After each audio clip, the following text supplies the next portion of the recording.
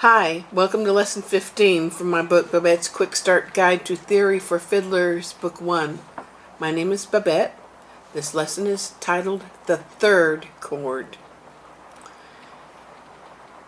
In the lesson on chord beginnings, we learned that the most often used chord in any key is the one chord. And that one chord has the same name as the key it is in. So if you are in the key of G, the one chord is G. We also learned that the second most often used chord in any key is the 5 chord. And that chord has the same name as the 5th note. So in the key of G, we know that G is 1, and we know that D is 5. So the 5 chord and the 5th note are both D. Well, the third most often used chord in any key is the 4 chord. And the 4 chord has the same name as the 4th note. Let's look at a couple of examples.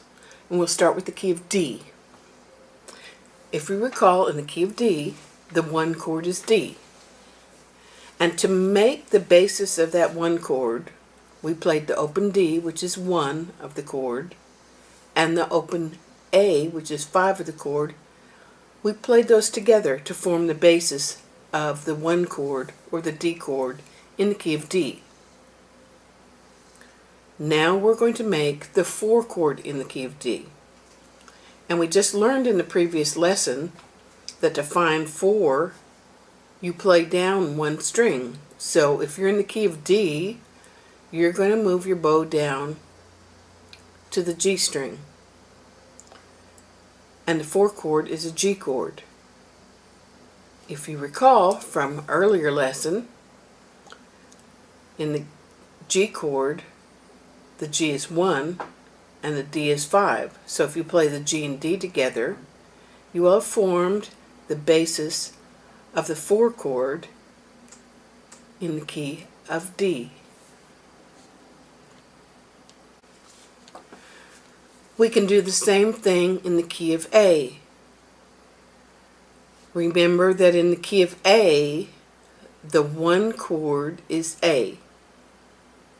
And it takes the 1 and the 5 to form the basis of that A chord, that 1 chord. So 1 is A, E is 5, and you play the A and E together, and you have formed the basis of the 1 chord in the key of A.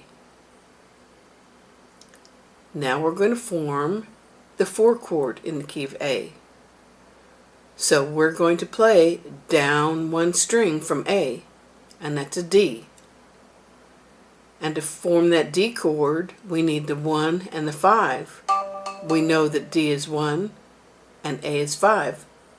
Play those two together, and you've played the basis of the 4 chord in the key of D.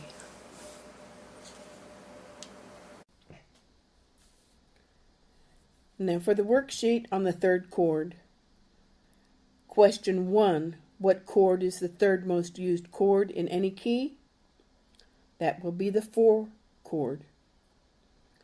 Question 2. What is the 2nd most used chord in any key? That is the 5 chord. And question 3. What is the most used chord in any key? That is the 1 chord. Question 4. In the following keys, name the 1, 4, and 5 chords.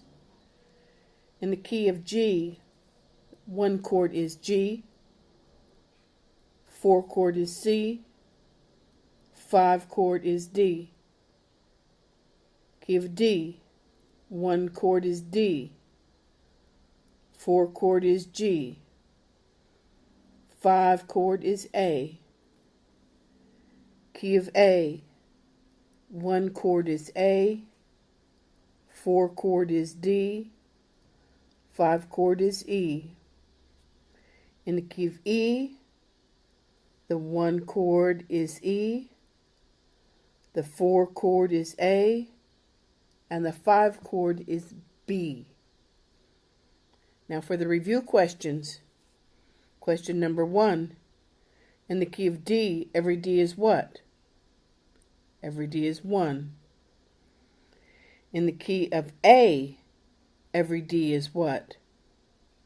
In the key of A, every D is 4. And in the key of G, every D is what? In the key of G, every D is 5. Question 4. We're looking at the beginning of a staff, at the key signature, and we're asking what key is this? You can see there are 2 flat signs. So that is the key